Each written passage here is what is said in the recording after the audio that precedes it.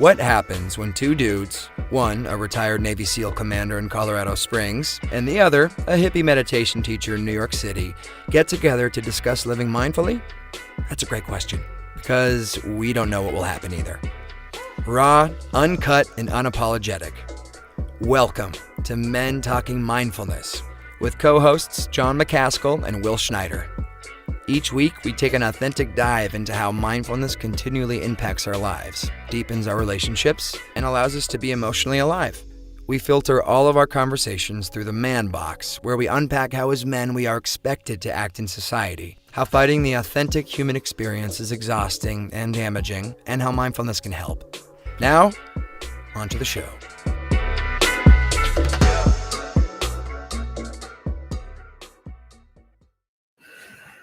Hey, hello. Welcome, everybody, back to Men Talking Mindfulness. We are in episode 15 of season number 3, and today we have two fabulous guests. We have Jesse Gould and Juliana Mercer from Heroic Hearts Project that are here to educate us all about psychedelics, psychedelic therapies, what they are, how they can help, and have been helping all sorts of people with trauma, depression, and so much more.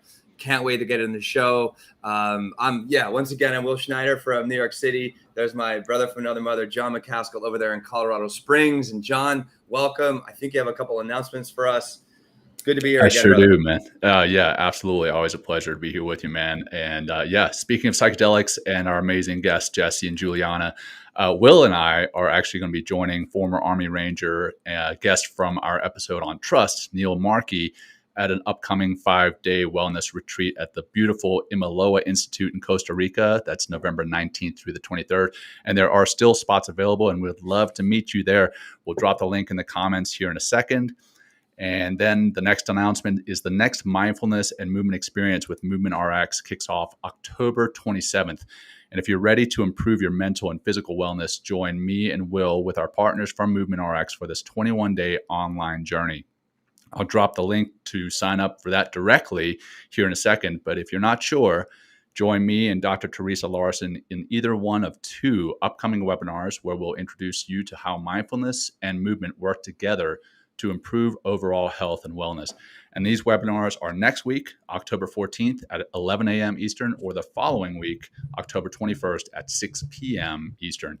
Again, you can directly register for the webinar, or rather for the experience, through the MTM link provided here shortly, or you can sign up for one of the webinars if you want to know more about it prior to actually registering for the experience. And then the last announcement, as Will is sporting our sweet shirt there, the MTM swag is officially out there in the wild. It's out there, and we're very thankful for those who purchased it. If you have purchased MTM swag, we'd love for you to take a picture of that and post it on social media somewhere and tag us. Let us know what you think of the MTM swag and help us grow the show, grow the network, and grow the family. So that's it. Yeah. Let's bring our guests up, brother. Yeah. Awesome. Well, today that's Juliana, right? We have Jesse Gould. We'll just go through some bios and talk about our very impressive guest today. Jesse Gould, first up. Jesse is recognized as one of the most influential voices in psychedelics today. He has spoken globally about the benefits of psychedelics on mental health, with his work being featured in the New York Times and Rolling Stone magazine. Jesse is a former Army Ranger and founder and president of the Heroic Hearts Project, where he has spearheaded the research and acceptance of ayahuasca, albigaine, and psilocybin therapy programs for military veterans. Jesse has gone on to raise $500,000 in scholarships, partnered with the world's leading psychedelic treatment centers, and is researching psychiatric applications with the University of Colorado Boulder, the University of Georgia, and the Imperial College of London. Wow. His mission is to help military veterans struggling with mental trauma and spread awareness of the benefits that psychedelic therapies offer as an alternative treatment to pharmaceuticals. Awesome. And I'll intro our other awesome guest, Juliana Mercer. Juliana is a Marine veteran who served for 16 years, during which she deployed to Iraq and Afghanistan and spent 5 years providing holistic support to wounded Marines recovering at the Wounded Warrior Battalion in San Diego. Since leaving active duty in 2011, Juliana has committed her career to support her veteran brothers and sisters through their successful transition into civilian life, which I know can be a bear personally. Juliana has a deep understanding of the needs of the veteran community and what it takes to support them through their transition from military back to the civilian world. Juliana serves on several nonprofit veteran service organization boards and founded a public benefit corporation. I'm going to screw up the pronunciation, but I think it's Sabe. Correct me if I'm wrong, Juliana. Sabe. Sabe, I knew it. Sabe. I was like, it's not as simple as it looks. I knew it. Well, Sabe, there you go. An organization that aims to create meaningful change in the world through individual transformation and healing through psychedelic therapy. A portion of Sabe's profits expand veterans' access to wellness through the support of veteran nonprofits like Heroic Hearts Project. And I'll drop a link to that here. We're going to get to know both of these guys way better and their personal experiences with psychedelics. But first, Will, back over to you, brother, for the opening grounding practice. Yes, and I see a lot of people already tuning in to the show, our live show, and like really excited, and we're very excited as well. But let's actually kind of ground and focus this energy by just doing a simple breath practice. I'm going to play with one that really helps to kind of ground us and release some stress and anxiety and kind of those nerves a little bit. It's very simple. We're going to take 2 inhales. We're going to the first inhale. We're going to take like a big inhale. Then we're going to take a little sniff through the nose, top that inhale off, and then we're going to exhale out the mouth. We're going to do this 7 times, and that's it. So wherever you are, whatever you're doing, right? If you can close your eyes, great. If you're driving or you're out in the street, maybe just kind of stop what you're doing for a moment and just join this breathing practice and this grounding practice as well. So make contact with your feet on the floor. If you're kind of sitting in your chair somewhere, exhale your breath all the way out. You can ground your hands on your desk or on your thighs, or maybe bring a hand onto your belly and your left hand onto your heart if you like. And we'll just start with a nice exhale out the mouth. Empty the breath all the way out as best you can. Good. Take a big inhale through your nose, trying to work for a complete breath, filling the bottom, the middle, all the way to the top of the chest. Hold. One more little sniff through the nose and exhale out the mouth. Good. And keep going. Fill up. Inhale, inhale, inhale, inhale. Hold. Another sniff. Exhale out. Keep going. Breathe in again. See if you can create a bigger, more enriching, complete breath. Another inhale. Exhale out. Good. In through the nose again. Hold. Another sniff. Exhale out. Good. A few more in again. Another inhale. Exhale out. Last 2. In. Another bump. Exhale out. Very nice. We'll do one more. In. Fill it up. Another inhale. And let it go out. Good. And just take a few smooth breaths in and out of the nose. Just, remind yourself where you are. Remind yourself why you came here today. Right, calming yourself down. Just be aware of yourself emotionally. Just kind of checking in.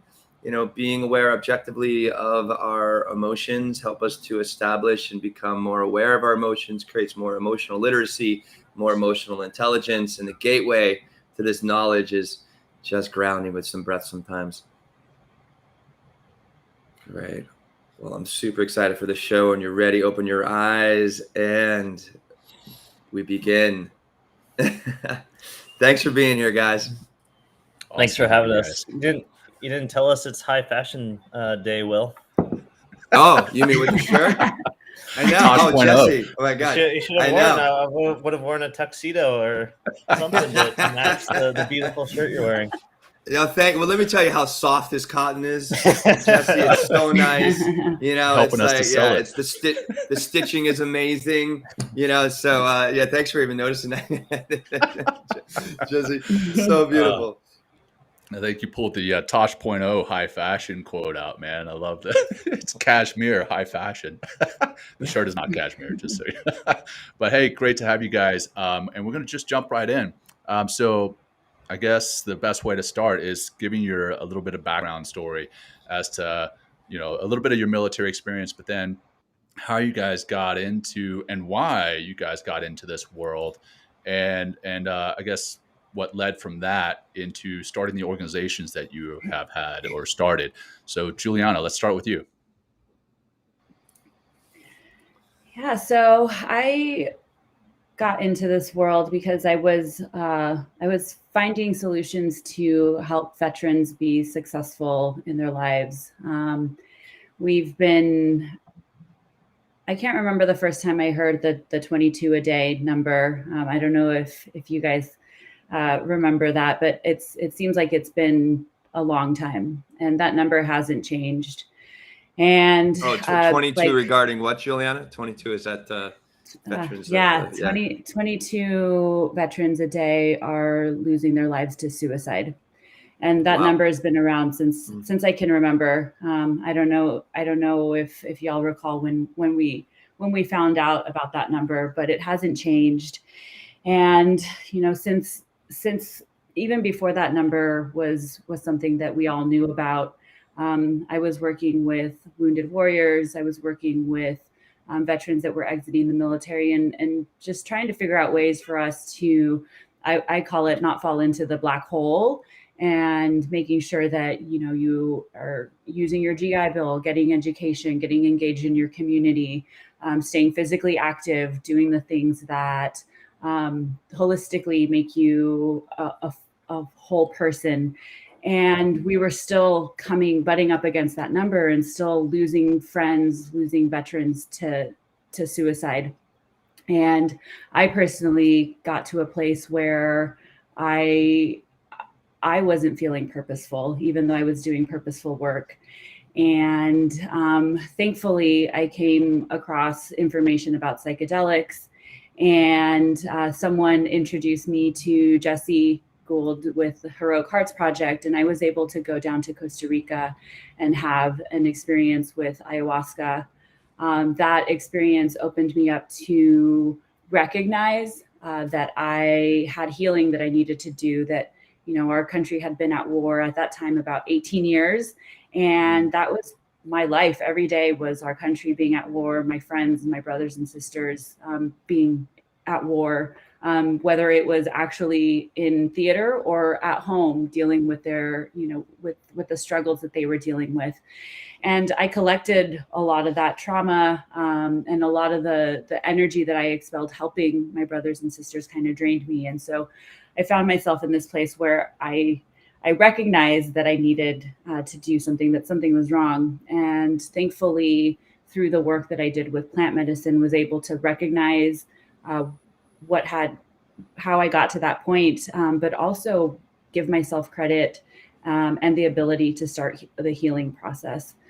So that was my entryway, and the reason that I found psychedelics, and experiences in intense healing, pretty much overnight, about 20 years of healing overnight. And after that, felt an obligation to shout it from the rooftops and tell every veteran that I knew that needed healing about these therapies. Wow. Thank you, Juliana. So the insights that you about wanting to help, that came through the experiences with plant medicine, like it kind of had the epiphany. No, so I mean, I left active duty and went almost immediately into the nonprofit space and was helping veterans. So I was doing. It was an easy transition for me because I was 5 years working at the Naval Hospital helping my wounded Marines transition. So I learned a lot about the pitfalls that there are in transition, and built a really beautiful network of people that wanted to help veterans transition. So I had been doing that, and at one point I found myself feeling not purposeful. And not wanting to help anymore, and not having the energy to give to help my brothers and sisters like I had been for the last 10 years at that time. And the plant medicine helped me to get back to a place where I was whole and I was able to continue giving back. Wow. Nice. Thank you. And what about you, Jesse? So Juliana referenced finding HHP. How did you get into this world and lay the foundation for that, prior to getting into psychedelics? Yeah, absolutely. And the beautiful thing about this space, and I think the mindfulness space too, is when people find, especially veterans, find things at work, they want to share that with the community, because we all come from this community that's suffering and hurting so much on the inside. And so many people have been in that trench for 10 years. And so when there's finally some sort of light, it's so uplifting for yourself and then other people. So of this chapter anyway, my story starts. I was an Army Ranger. I was a non-commissioned officer, um, multiple deployments to Afghanistan, in charge of a lot of junior rangers and overseas and at home in training situations. So just sort of the weight of the world, as I'm sure you understand. And I think us coming from that special operations world is you get so mission focused, and you're also like very confident that you don't think things like mental health can even touch you or has any purpose there. Wow. Like that's not something that's in our lexicon. It's a walk it off, like if you're Rub some dirt on it. Yeah, exactly. And so when you get into it, like I think a lot of us are just like, all right, well, I'm just gonna hit the ground running. I did all this, like I hit the challenges and I did fine. And what does the civilian world have for me that I can't master or hit?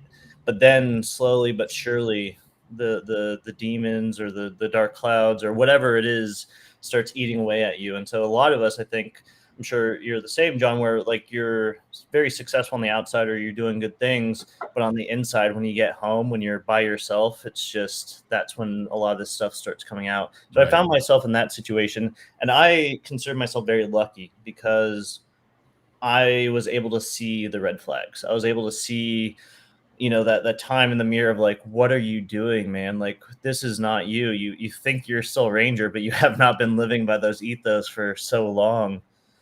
And I just couldn't. And so I knew there was an issue. I just had I didn't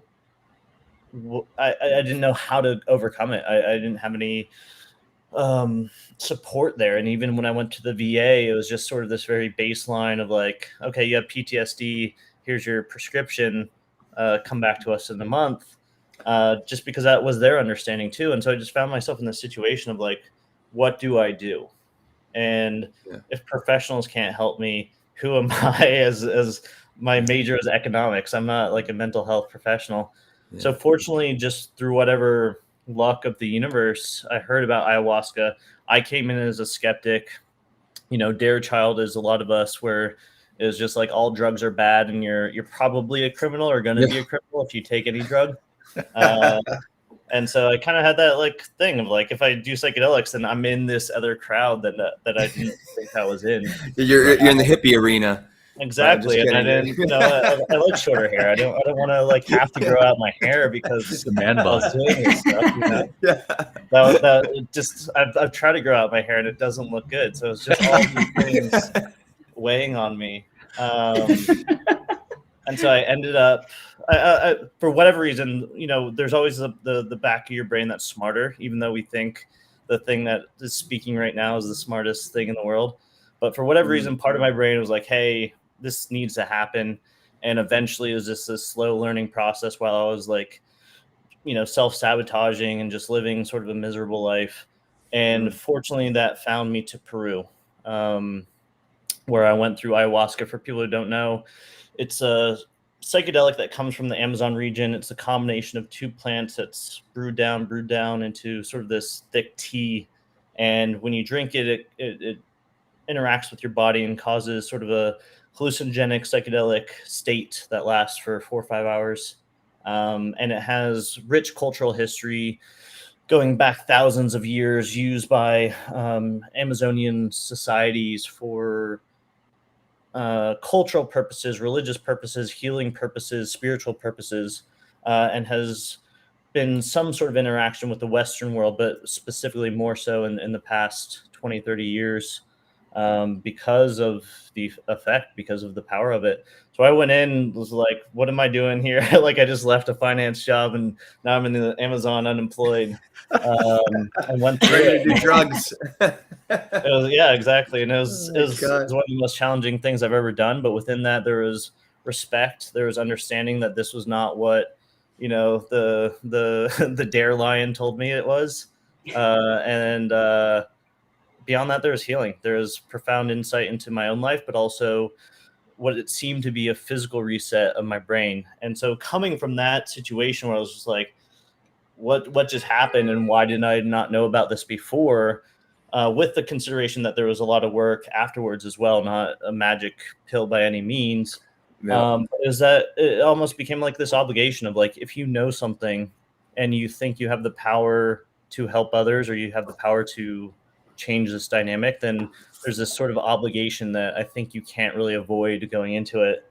And that's what led to Heroic Hearts Project, of at least providing this information, sharing this information in a way, Jon, like there's a specific way to talk to vets, very simple terms, slow speaking.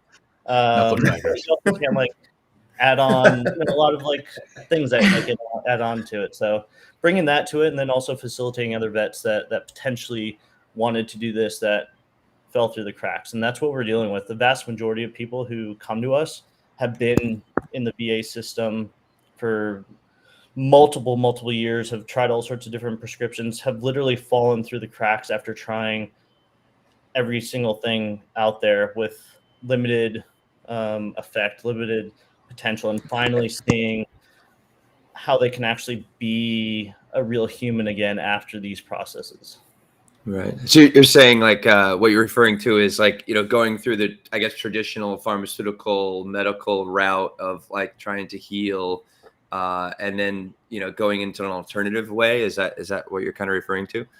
Just looking for options, looking for something that works. And this is not to knock, and I'm not trying to be like, oh, the VA is horrible. The VA, like it can be a great institution. The people working there tend to be wonderful people. It's just the nature of bureaucracy, the nature of the drug guidelines. And so it's not this sort of like evil necessarily corporation.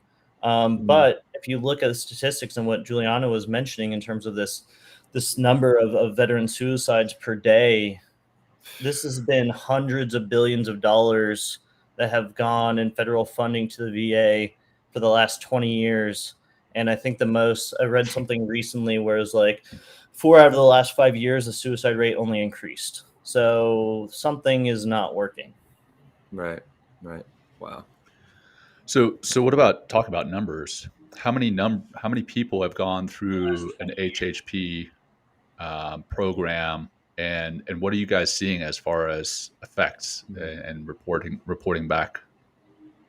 Yeah, so by the end of the year, we'll have served over 125 veterans, and it's just sort of the start of it. Next year, we have the capacity, the capability to serve multiple hundreds. We're a 501c3 nonprofit, so everything kind of depends on the funding side of things. But we're finally in like this good spot where the attention's there, the recognition's there, the research is there, and people are paying attention. And so we hope with the same sort of quality to continue sending vets. And that's a key point I want to emphasize, is that it's not about getting more vets to psychedelic treatments. It's about getting more vets to a program of support to where they can effectively use these treatments and continue to run with it. And that's kind of something that gets caught in the excitement around all this, is that it's, again, and Juliana can expand upon this, is the psychedelic it's powerful, and it can enhance therapy, it can enhance healing, but you cannot just rely on that to solve all your issues. You have to do a lot of work beforehand. You have to do a lot of work afterwards. And if you incorporate it with respect and you understand the process, then you're going to have a good formula for getting better, healing, going on to practices of mindfulness or starting off practices of mindfulness. But it's not just a mere factor of me handing out mushrooms around the world like Johnny Appleseed kind of thing. It's a more involved kind of thing. Yeah, well, in the psychedelic community, it's called integration, right? Like really the integrative process after you have this, typically profound psychedelic experience, and then what do you do with that? And and I think, and one of the things that heroic hearts do, it provides that integration process, which that allows, and just everyone out there, like that allows this incredible, profound, wide, heart opening, mind opening, spirit opening experience to begin to weave and integrate in to your life. And that's that's one thing. Like I did ayahuasca in Memorial Day weekend. I did 2 nights, and that's just, when you don't have that support, sometimes you kind of fall off, from that experience. And I've definitely had some things that really helped me from that experience, but I probably could have gone deeper for sure. But yeah, I just want to mention that as far as what it really means to integrate. What about you, Juliana? Since you had that experience and now you've got Sabe going, what is Sabe doing, and how did that come to be? Yeah, so just to touch on the integration and the preparation piece, Heroic Hearts Project connected me with a coach that helped me to prepare and set intentions and go into the experience knowing why I was going into the experience, and really being able to understand what the purpose was helped me through the experience, but it also helped me afterwards integrating all of the downloads that I received. It doesn't happen, you have an experience and you have this journey, and that's just the beginning. As every substance is a little bit different in terms of how long the integration process is, but a couple of years later, I'm still getting some revelations from my ayahuasca experience from a couple of years ago. And wow. And I continued to work with the coach that Heroic Hearts Project connected me to. Actually just talked to her the other day, but it's been such a useful tool to have somebody that can help guide me. And she's helped guide me through several experiences since then. But I also, at the time that I did do the ayahuasca, had been using the Cone Clinic. They provide free mental health for veterans, and so I had started working. Yeah, I had started working with a therapist that was absolutely great, but she couldn't talk to me. I could tell her, "Hey, I'm doing mushrooms and I'm doing ayahuasca, and this is what happened," but she couldn't tell me, "Oh, good." Like she couldn't talk about the psychedelics specifically. So that was where my integration coach came in, and between the three of us, we got Juliana back to her authentic self, and Beautiful. without those components of the experience could have very well just been a psychedelic experience. And so and you asked about Sabe. So a big part of what Sabe does in connecting individuals and groups to psychedelic experiences is the pre and the post. So everyone that does come to Sabe retreats does have to commit to preparing and then the post integration sessions that they have. Because I think it's so very important. And I've run into people that have had these experiences and didn't have integration, and they're looking to that next experience. And because they feel like they didn't get anything out of the first one or the second or the third. And when I ask them about their integration process, they're like, "What's integration?" Mm-hmm. And so they receive these downloads from the medicine, but they didn't implement them into their daily lives. And that's what integration is. Right. And the psychedelic experience that you mentioned there, didn't just have a psychedelic experience. I know when we've discussed with Neil Markey in the past, the importance of set and setting. Can you guys talk to the importance of the mindset and the setting that you're in? One or both of you guys? Yeah, absolutely. And Juliana, what you should mention where the Sabe comes from. It's a beautiful name that comes from a beautiful backstory as well. Set and setting is absolutely important, and like a lot of the people we come across have maybe not some of them have psychedelic experience, and it's kind of more of doing mushrooms when they're, a teenager, or LSD or what have you. And maybe a lot of them might have gotten some benefit from it. But, maybe it was at like a concert or something like this where there's a lot of distractions and all this other kind of stuff. And then that also leads into this concept of a bad trip. We're going to hear about that, or you're going to hear about that a lot, of like, how do you not have bad trips, or are you worried about bad trips? And we honestly have not had this sort of notion, because when you prepare somebody and when you have an environment where they're supported and they feel safe, it's going to be a very challenging experience. So a lot of the guys that we serve, or girls that we serve, have had multiple, like 10 plus deployments, and have seen what the world has to offer in terms of good and bad. And the ayahuasca ceremony can be one of the most challenging things in their life. But that's not a bad thing. That's 10, 20 years of trauma coming to the surface that they're processing through. So it kind of makes sense that that's going to be a challenging thing. And that's where the environment comes in, that they're safe to process it. They can feel vulnerable among other people that are also trying to heal themselves. And so having that preparation, having that setting, it's challenging trips, not bad trips. Bad trips come from when you take LSD and you're in like a chaotic environment and people are freaking out around you, and you're just like, what the hell am I doing? That is the bad trip of no thought, no intention going into it. And so the reason why set and setting are important is because psychedelics really enhance your perceptiveness on all sensory basis.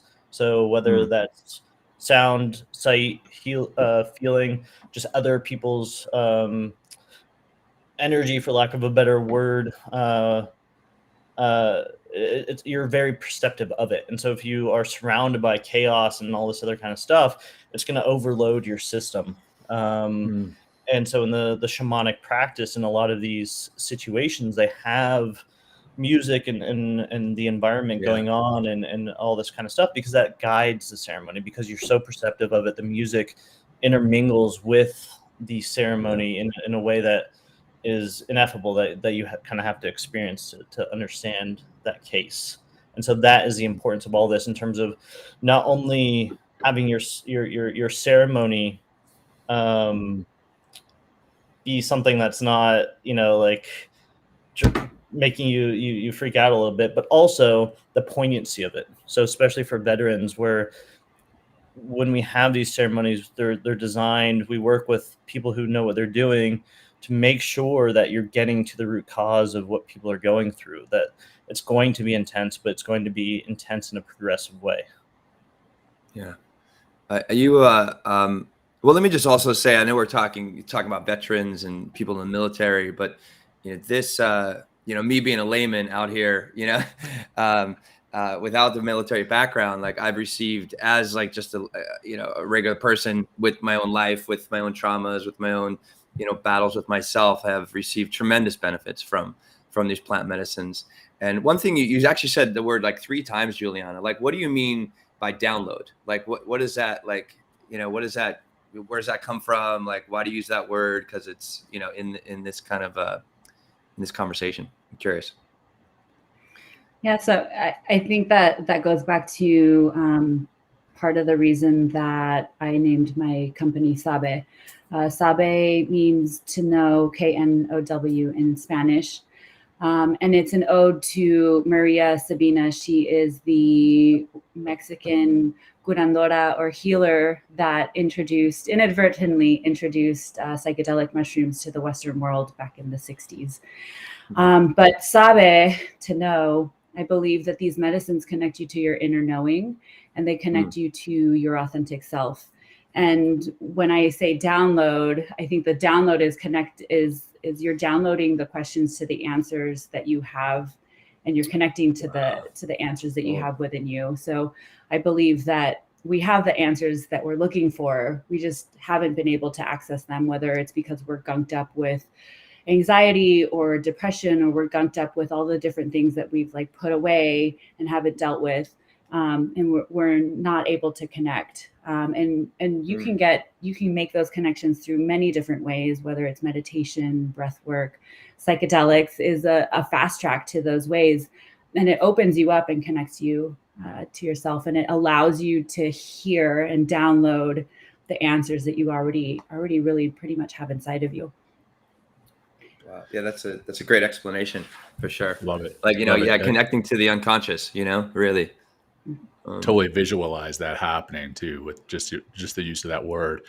Talking about psychedelics and everything that we're discussing here right now, what are your guys' kind of uphill battles in the work that you're doing? I mean, I know there's a psychedelic renaissance, right, that's happening right now, but I know there's still, when I talk to people, like I microdose with psilocybin, and I'm here in Colorado, so it's somewhat allowed. But when I tell people I do that, I see people's eyes like, what? Kind of going back to what you were talking about before, Jesse. Like, hey, I was a D.A.R.E kid, right? Also with Nancy Reagan. Hey, the war against drugs and everything else. And so my image of any type of drugs or users of said drugs was just like you mentioned before. How do you overcome that with people that you're discussing when you say, look, this is what we're doing with either HHP or with Sabe? And if I'd known it was Spanish, I would have nailed it at the beginning. I know Sabir. So dang it. Anyhow, over to you guys. I mean, that's the work we're all doing, and even just you with this platform. The same with mindfulness, right? Like, like if you go to the veteran, like if we went to the next Buds class and be like, hey guys, it's mindfulness, you're gonna get like everybody rolling their eyes. I went through that. It was like during a jump master course, and they're like, okay guys, we have to do a meditation. I know, right? And then we just went through this like bogus like meditation thing, because that's the culture, that's perception. But the advantage or disadvantage, which it's kind of more of the tragic story of that so many people are suffering, and it kind of takes them getting to that almost rope's end for it to happen, is that they see other individuals, especially those that are well respected in our communities, and when they know the person post military and then the person post psychedelic experience, then our community will be like, what happened to Jon? Like he's saying I love you, he's giving people hugs, he has a good family relationship, like that's not the guy I know.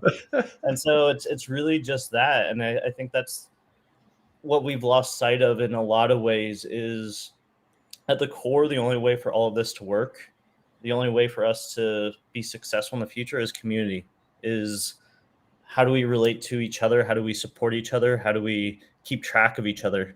And the psychedelic sort of process really inspires that, because at the very basis, you're doing it, generally speaking, in circles and communities and with other people, and you're supporting each other. You're suffering with them, almost in the same military sense of being in the same trenches as everybody else. And so just that communication of and seeing it speaks much louder than any word can. I'm not there convincing people to take psychedelics. I'm there sharing stories of people who have been helped by it, so those that relate to that have a pathway to go there. We're not trying to peddle drugs. We're not trying to. I'm a firm believer that psychedelics are not for everybody. I'm a firm believer that big hallucinogenic experiences are not for everybody. But there is a time and place for a lot of people that want to do it. They just have to come there, because if you push anybody to go to this before they're ready or before it's their time, then it's not necessarily going to end up in the way that you think it is. But for the people that have that calling, that are ready, that are willing to do all this preparation that we've been talking about, it's the same thing with like mindfulness. Like, you cannot say like, hey, you're going to be mindful next week. They have to want it. They have to put in the work. They have to see the reasoning behind it in their own mind. And that's what we're all here trying to do, of just sharing our stories, hope people listen, and at the very least provide the platform that they can ask questions, they can feel comfortable, they can feel that it's approachable. I think that's where the veteran side can be leaders in this, is because fortunately we in the US anyways, we do have this platform of respect, platform that generally across many demographics, people will listen and respect where we're coming from. And so at least that message, if we use it responsibly can be very helpful and very healing for a broad side of the society. Well, what you mentioned, it's not for everyone, right? And one of my questions I was going to ask later, but I'm going to go ahead and jump in now. Who would this not be for, or what are some conditions that this is like contraindicated against? Juliana, you want to? Sure. So you should, anyone that's going through one of these experiences, if you're not being asked your medical history, it's not a good place to have a psychedelic experience with or at. So there's different medications that contraindicate with psychedelics, to include SSRIs. And there's also certain things that were predisposed to certain mental health conditions, schizophrenia, for example. So something that people with that are predisposed to that are not generally good candidates for psychedelics. And then there's also people that maybe are, down the road would be good candidates, but they're in an unstable place with their depression or with their mental health, that we need to get them to a stable enough place so that they can benefit from the psychedelic experience. So, yeah, that's Jesse. Do you have anything to add? No, I mean, that's kind of the biggest things. It's the first things are the baseline medical, like Juliana said, like certain medications like SSRIs, and also depending on which substance they're using. So, for instance, ayahuasca and SSRIs do not mix. Other baseline like heart conditions, history, psychosis, high blood pressure, other kind of stuff. You have to be conscientious of that, and some of those are kind of no-goes in that space. And then the rest, which again is sort of the paradigm shift that we need to have happen, is that mental health is different than an ailment. It's not that you have like the flu and this is a procedure, or this is like the medication you can take, or a broken bone or what have you. It's a court. It's a much longer term investment. Like you're not like, it's not that you do something, you take a pill, and then all of a sudden you're good. You're all set for the rest of your life. It's a continual investment. It's a continual work in progress. So we kind of need to view it that way. And so within that is figuring out where people are in their own mental health journey. And so if they're very much on the unstable end, then maybe blasting off into a strong psychedelic experience is not the best thing. How do we get them to a stable platform with other modalities? And there's a lot emerging right now that are great, and then figuring out where they're at, what do they need. There's a lot of components that psychedelics can bring, but there's a lot of components that other things can bring as well. Well, let's actually keep going. One of the questions I have is, we mentioned 3 psychedelics, and psilocybin, which comes from mushrooms. We mentioned ibogaine, which we haven't even talked about yet, and I've had no experience with that. And then ayahuasca. So how are they similar? How do they differ?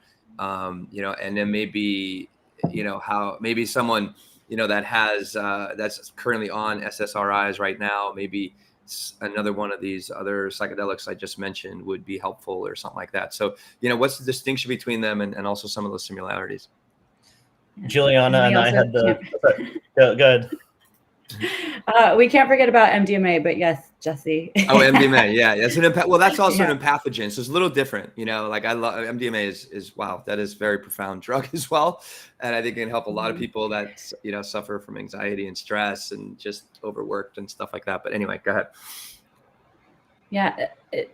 MDMA, the latest studies with MAPS and Johns Hopkins, it was on military veterans with post-traumatic stress, 67% effective on curing, not just helping with curing clinically resistant post-traumatic stress. So we're hoping that by 2023, it'll be legal for use in therapy. So that's really exciting. And psilocybin has similar... No, I'm sorry. Yeah. I feel the world will be a better place. A little more MDMA out there. It's like, melt into For love sure. is kind of the way that MDMA. It's just like the world is just so beautiful. Anyway, sorry. MTM, men talking MDMA. Yes. Yeah, I There it can't wait. is. 2023, you guys are Rebranding. coming back on. Yeah. So what? No, Real quick, please continue. you mentioned MAPS there, and then I want to come back to all the other different psychedelics that Will mentioned. What is MAPS? MAPS is the Multidisciplinary Association for Psychedelic Studies. Studies. All right, there you go. It's a really long name.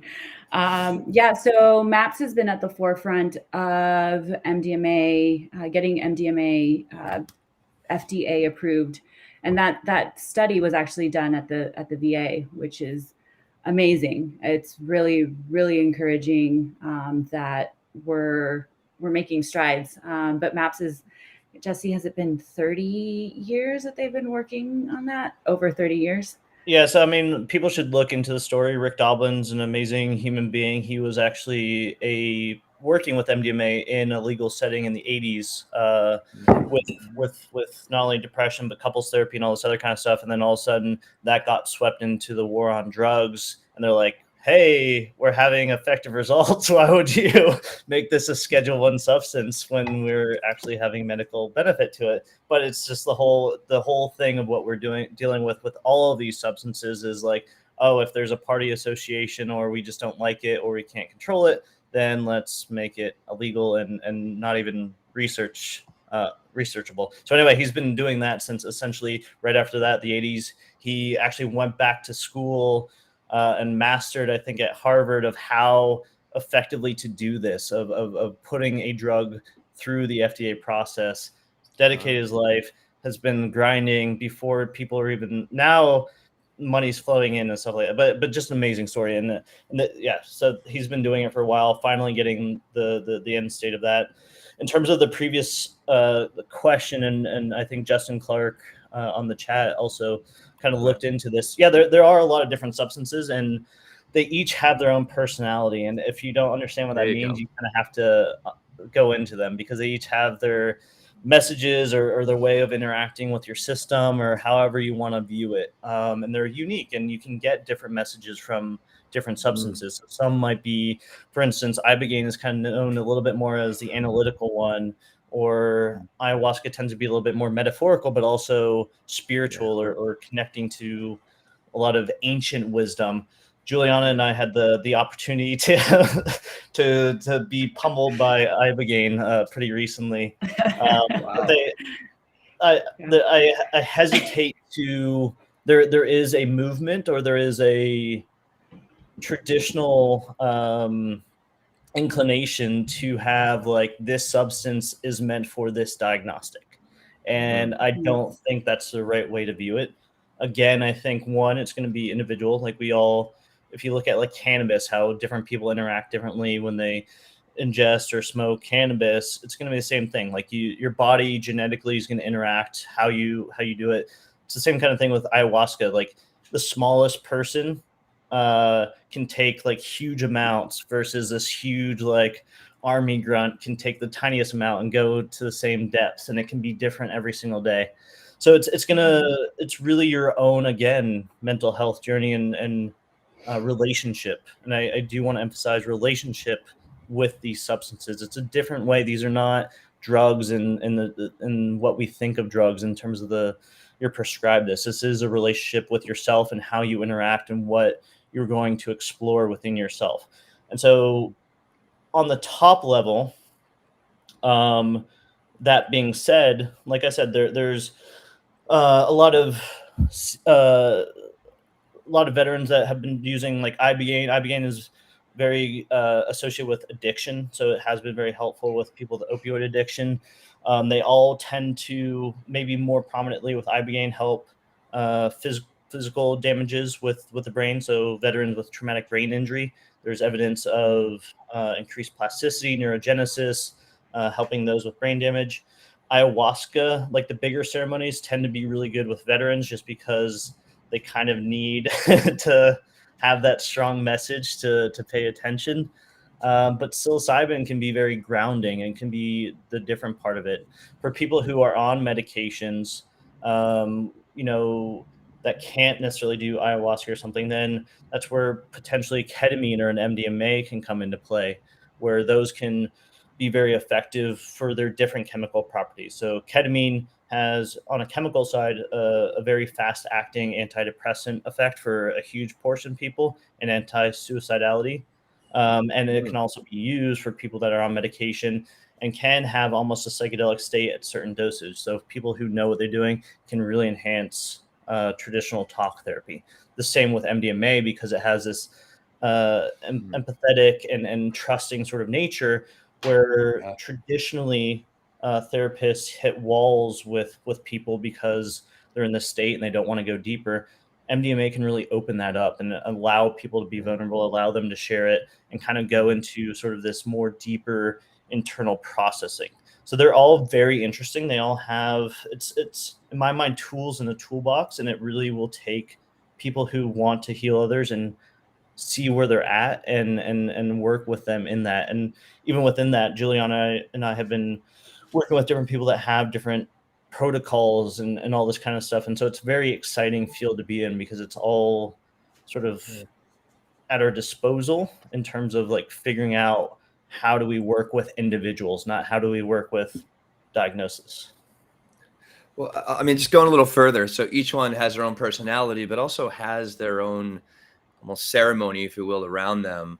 And like time, like I haven't done Ibogaine, but is that like a 1 day, 1 night thing, 2 hours? Is that 3 days? And what are the other ones? Like, I know ayahuasca, like I've done 1 night, a few times. And then the last time I did it, I sat for 2 nights, and I received, like, the first night was really intense, like really seeing myself as, how I harm myself, how I harm other people. It was really kind of like, oh God, this is like, it was really got me down deeper into more of the core of some of this trauma, I guess, I've experienced and how I express that trauma. And the second night I had like, oh my God, all about kindness and love and how to repair those relationships to myself and other people. And, I really walked away with a really, that download that you talked about, Juliana, like really hit me on I'm feeling on such a deep, deep, deep level. And I just kind of stepped out of that arena into the arena of my life with like this incredible openness and willingness to dig a little bit deeper into myself, but also, dig a little bit deeper into the relationships that I have and how I want to change them. So what are like the different ways in which you would recommend from your experience that you go about each one of these? Somebody asked, it sounds like you need a guide to figure this all out. And I agree. I think, if you're a veteran or if you're anyone, finding someone that's well-versed, there's a lot of coaches out there that are versed in helping to figure it out. Like I said, unfortunately, our therapists can't help us with that yet. But there's coaches out there, and there's organizations. There's a lot of nonprofits that will help guide you. There's a lot of make sure that the information that you're getting is from a vetted source, and you're not just going on the internet for anything in your life. But make sure that you're talking to a trusted source and understanding these substances. I know my coach helped me figure out, okay, so had this beautiful opening with ayahuasca. There's still something that needs to be worked on, and we decided that psilocybin was what was going to help me with what I was going through. So I think it's important to make sure that you have help. And that's one of the reasons that we want to decriminalize this, so that it's okay for people to ask these questions and not feel like they're going to be looked down upon or criminalized. And we're able to have these conversations. So that's part of the reason that we want to make these substances at minimal decriminalized. Where are we in that process? And also, real quick, you have to forgive me. I was moving all around in the background here because my computer was about to die. I had totally forgot to charge it or plug it in, and my computer froze, and I dropped an MF bomb in the background. I don't know if you heard all that. But if you did pick up on that, my apologies. But okay, all that aside, where are we in the legalization or not, or what would you call it, decriminalization of these different substances? Yeah. I think Seattle just became the latest to decriminalize. So it's the largest city in the U.S. I think we're at about 16, maybe give or take, cities that have decriminalized. Oregon has completely decriminalized all drugs, to include psychedelics. And in California, Heroic Hearts Project has been part of the lobbying efforts. It's a bill SB 519.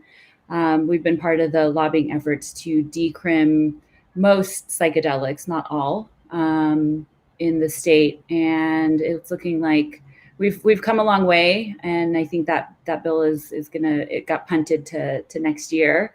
But we're still working on it. And it's been really encouraging because, part of the lobbying efforts have been, us sitting in front of Congress members and senators and assembly members and sharing our story, and actually having changed a couple of votes in sharing the fact that as a veteran, as a native Californian, it's an obligation for Californians to allow our veterans, the biggest state in the biggest veteran population in the nation. We need to give our veterans healing modalities and access to it. And sharing that and being heard has been like really encouraging to me, not just for California, but for the rest of the country. Yeah, to expand a little bit on that, it's encouraging because it's almost becoming like dominoes, where California is one of the biggest states. Texas recently passed a research bill, and that flew through both houses, that there's a mandate to study more, and across the country, Pennsylvania and Florida are having similar bills. New York is looking into it. And then there's also a lot of effort and awareness on the federal side and the NIH, the National Institute of Health. So it is getting there. And the NIH director, which is, for people who don't know, the one that funds the vast majority of research in the US and sort of the cream of the crop, so to speak, the director actually came out of psychedelics have a benefit to society. So it is permeating through it. And for those that are curious, the reason why we're doing decrim, and it's not just there's not an aspect of increasing psychedelics on the street. That's not necessarily how this works. It's to open up discussions, to have these community organizations that can actually make it safer, because it's not, right now there's so much fear, because if you mention it or if you have used it, there's that criminality thing that's looming over your head, but people are still going to use it, right? Like that. Right. We've never shown prohibition to be an effective policy, but we still tend to want to do it for who knows what reason. I'm sure we'll continue to have prohibition in the future just because that's how things go. But so these are stepping stones. These are conversations. These are making it safer and allowing it. And the interesting thing is each passing bill is sort of an evolution of the previous one, of how do we mold it to this community? How do we increase the benefits around this? So Oregon will be a very interesting model, because in addition to the decriminalization, they passed another bill at the same time that will allow actual clinical use and communal use of psilocybin. So in about a year and a half, if you're in Oregon, you will be able to go to your therapist that is licensed and ask for psilocybin, even just to enhance your life. It doesn't have to be because you're depressed or what have you. But for other groups, they can go to another place that's licensed and let's do a psilocybin circle. And that is an amazing thing in terms of why should we not be able to do that right now, which is the baseline question. And why should we not be able to research anything, whatever the substance is? That's the thing I don't understand, or I understand it, but that's the baseline. Like, we are at the very core just trying to research this, look into it. If it is dangerous, then maybe we should know about that too, you know? Yeah, great point. And you hit on something there too that I want to hit on. I also want to be respectful of your guys' time, and we're at an hour. How are you guys doing? Got some time. All right. So the next question I'll ask, and then we'll start to wrap it up for you, is what are ways that psychedelics do enhance your life aside from therapy that we've talked about, aside from dealing with depression or anxiety or post-traumatic stress? What are ways that psychedelics can be used by people who are enjoying their lives right now, but to enhance their lives?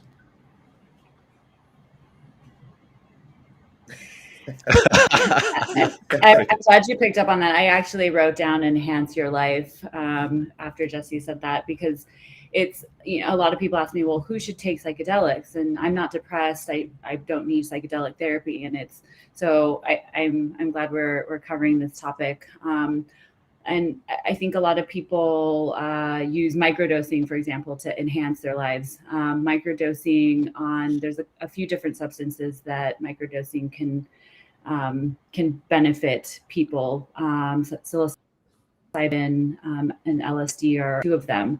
But the microdosing on psilocybin, for example, a lot of people experience more attention, like they're able to pay attention better. They have less fog. There's more mental clarity. These things also open up your empathy, so you're more connected. Psilocybin, this in particular, connects you to nature, and so when you're microdosing, you're just a little bit more aware of your surroundings. You're way more mindful of everything that's inanimate and also in nature, and you're just more clear and focused.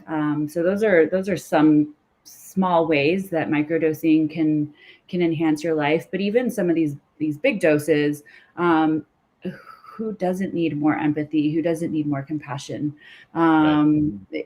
So that's going to enhance your life. And even if you are in a really good place, there's always something that you can work on and be more aware of. I think so. All of those, and there's also this side of things of just expanding your perception, expanding your understanding of yourself, your world. There's I know this is a loaded word, but I use it a lot. Spirituality, and don't shut off because I use that. Spirituality in my mind means connectiveness, whatever you need to be connected, and also how you view your place in the world, whether that is a religious aspect or whether that is just I am standing here in nature or in this community or what have you. A lot of us don't have that. A lot of us lose connection, and that's so important in mental health. And psychedelics tend to really bring your importance of who you are, where you are, and why you are important in yourself, in your community, in nature.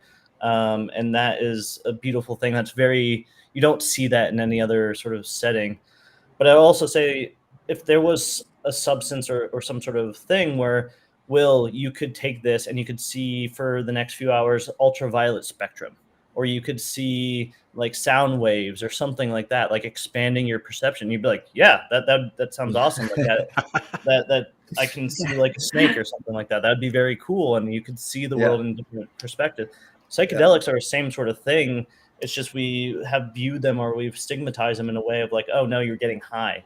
But no, like we are living in a certain perspective zone, and that's not the be all end all of how the world works. And so psychedelics do actually, in fact, expand the way you see the world in a very unique way. And the reason why people become true believers is because you can feel it. And you know the truth. So for instance, people who have done something like 5-MeO DMT, like especially veterans, I remember I was just at a retreat, and the word that came out of his mouth during it is "I remember," and that "I remember" was happiness. Wow. And and that is that connection to it where you feel that, and that is not being high. That is seeing things or getting out of your day-to-day bubble of limited perception. Yeah, it's being connected. Like one way that, like, 'cause I've been trying to talk about mindfulness and meditation, and helping people maybe take a look into psychedelics, and that word spirituality, it could get really confusing with religion and, higher purpose and stuff like that. And I've gone on to really speak of it as energy, right? That's what, like, we're the difference between me sitting here talking to you and me, and the bag of bones that would just lie on the floor if that energy wasn't inside me. It's like, we're all energy. And that's what a lot, from my experience, these psychedelics and pathogens, and I haven't taken ketamine, which is dissociative, but they really begin to expand your entheogenic experience. So you begin to, again, that perception, like how you perceive, how you filter, how, the blocks that are in the way, like you talked earlier, and someone kind of mentioned it here. It's like that relationship to yourself. Like if you're a kind of person that is always trying to control things, right, it's going to be, your experience with psychedelics, it's first roadblock is kind of letting go of control and kind of falling in to the experience. And that's what you brought up earlier, Juliana. That's why it's important to have a guide. That's why ayahuasca is very ceremonial based. The ayahuasca that, I don't know, they have the dyad. So 3 weeks before I'm going into my ayahuasca experience, I'm like cutting dairy, I'm cutting meat, I'm like cutting alcohol, I'm not smoking any marijuana. So I'm really mentally and physically and energetically preparing myself for the arena of ayahuasca, which is incredibly, very, very, very profound. But I know, but you're going to face yourself with any one of these psychedelics. You are going to see not just, who you have been, this is my experience, but what you can do and who you can be. And naturally, we're like hardwired to connect, to ourselves more deeply, but also connect more deeply to other people. And then you're going to find a way. Like, I think there's a really great, and I'll make sure I post it here, really great video on the Heroic Hearts Project. I forget the soldier and the military man who's like, he has tattoos everywhere. You think you would never hear the guy, this person utter the words that is coming from his mouth of like wanting to help his community, wanting to actually teach yoga. And he's like completely opened up. And I don't know how many days he sat with Mother Ayahuasca, but it was several from what I remember. But like, he just went way outside of what his typical energetic and, spiritual experience has been with his own life, and in like this limited kind of box of reality, and then just boom, blew it wide open. And then he kind of stepped into a whole new possibility of who he can be. And then also wanting, like, cause I know they say ayahuasca is heart medicine, and it really helps to open up the compassion and that wanting to be a greater force in the world for more love and more connection to yourself and other people. So I don't know. That's like what I wanted to share in some ways. Yeah. The guy's name is Gabe, and the continuation of that story. It's not just like, oh, this is right after it. He, in one of our more recent retreats, is actually a facilitator, helping the passage of other veterans go through it years after his own experience. So, yeah, Gabe. Yeah, I'll make sure I share that video. It's a really wonderful, beautiful. I was crying at the end. I was like, oh my God, that's so nice that he's doing this, and to see such like seeming like a hard guy, like just completely like, find himself. And I think that's part of finding your heart and then connecting. And also, like, you talk about that download, Juliana, like he actually started to develop that conversation with his heart and himself. And then he's able to really be an agent for change in the world. So that's what this stuff really has continually taught me, that I can be a greater force. And this is part of what the thing that, me and Jon are connecting here, Men Talking Mindfulness, and creating this platform, because there's a better way to be as a person and as a society as well. Just real quick to emphasize on that, like it's all of this. It's not just one thing. It's not just like, it's mindfulness. It's and everybody's different. So if you don't like meditation, that's fine. It takes a lot of work, but maybe there's other stuff. But it's developing tools, giving people these pathways to. You don't have to suffer. We're all going to suffer on the day-to-day basis. Life can be pretty tricky, but you don't have to do it in the long term, and you don't have to be isolated. Yeah, and take things so personal. in some ways. Like sometimes I've realized that it's not me, it's like it's other people bringing their energy, or it's like I'm processing, events in my life in an old way or something, where it's like, no, I don't need to go there. I don't need to like, lend more of my emotional life and more of my energy into that space, which just kind of pulls me into a spiral or into a depression or into some kind of conversation or relationship that, that isn't going to serve me in that moment or forward. And Juliana, you were going to say something too. I struggle sometimes with the word spirituality, and not because I don't believe in spirituality, but because I don't want to turn people off. And right. I call it connectedness, that connectedness to self, to others, to the universe, to nature. And that really, to me, that's the spirituality, is me being connected to all of those things. So I say connectedness as opposed to spirituality, to like keep people from tuning me out. Sure. Yeah. No, thank you. That's I'm writing that down. I'll use that later on. Well, as we kind of come to a conclusion here, a couple of things. What is it that we haven't discussed that you want our audience to hear? And then two, if people want to get a hold of you, how can they find out more about you and your organizations? So for me, recently, something that's been kind of, I've been reminded of, is a lesson that I learned when I was working with an organization called Team Red, White, and Blue. We were doing one of our workshops, and one of the workshops was talking about how veterans are really good at one-upping each other, the branch jokes, whatever. We're really good at one-upping each other, and everyone has a better story. And the conversation was, so how often are you one-downing yourself and saying, well, I'm not worthy of this, or I didn't do that, so I don't deserve. Yeah, so that's been something I've been reminded of, and that was something that I was doing with my own healing. I was like, well, I have all of my limbs. I didn't, go through this, and I didn't experience that, and I'm okay, and I'm not depressed. I'm just in a weird place, and I didn't give myself credit, and I was one-downing myself and one-downing my experiences. And so anybody that's out there that needed to hear that, like, you're worthy of healing, and it doesn't matter if you didn't go through this experience or the other, like, your experience is your own, and you're worthy of healing, and you're worthy of work for yourself. Yeah, no, thank you. That's a great reminder. Mm-hmm.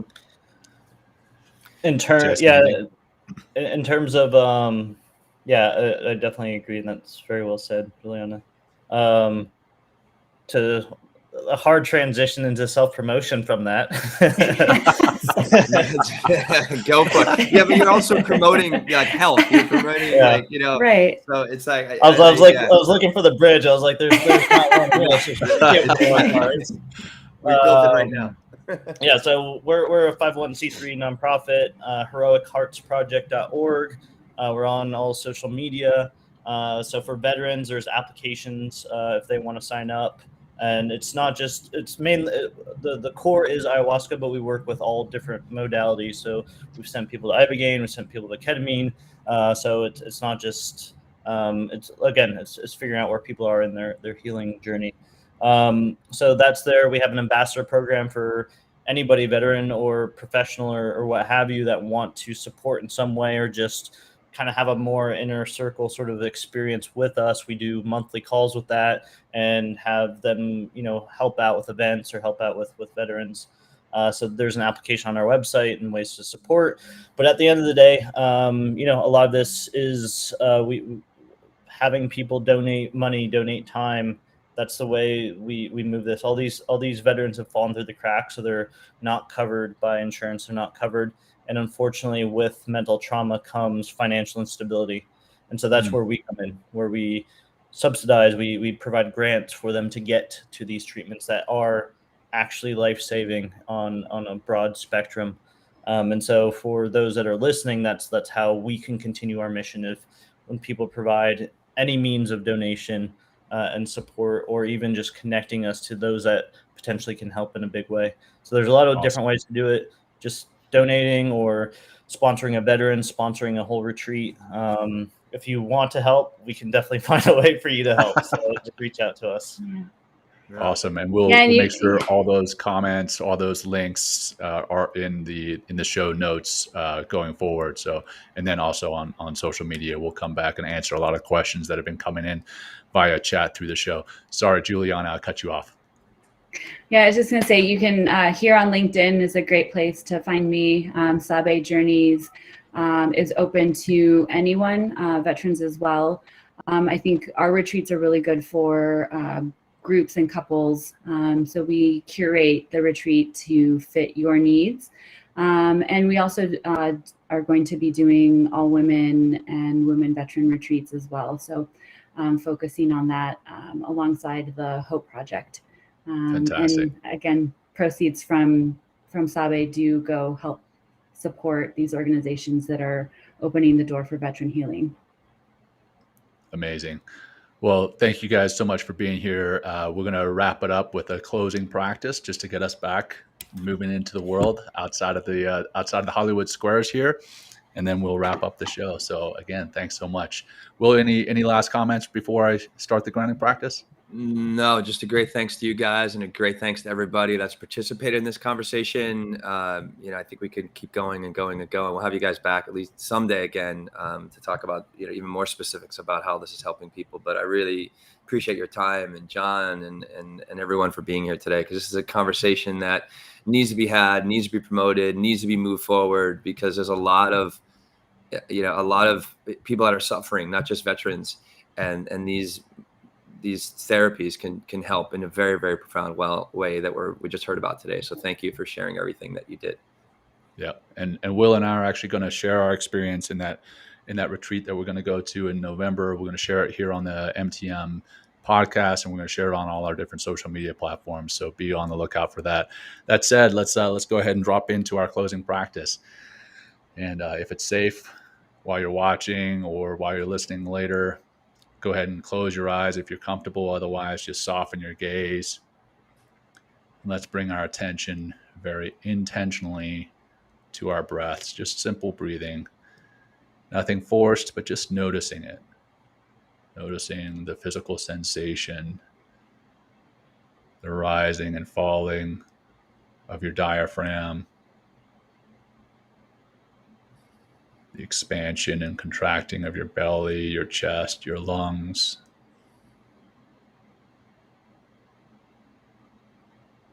The air passing your nostrils and out past your mouth as you breathe out. Just simple awareness. Again, nothing forced. Being in the here, being in the now. Paying attention. All too often we're thinking about the past or thinking about the future. The present is where life happens. Let's live in the present. Be aware of that present moment. Right here, right now.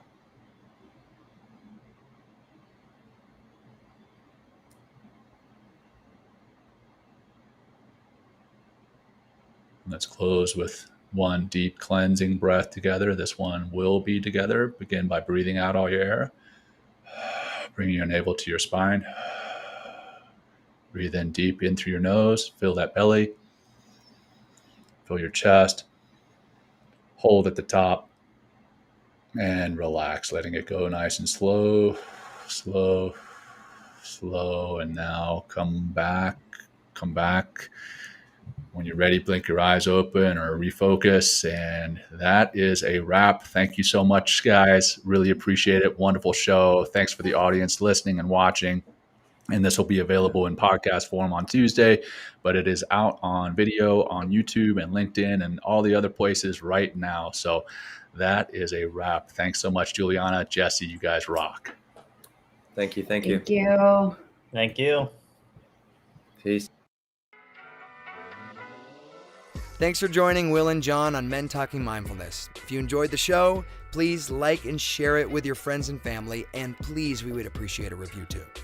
Until next time, this has been Men Talking Mindfulness. Thanks for showing up.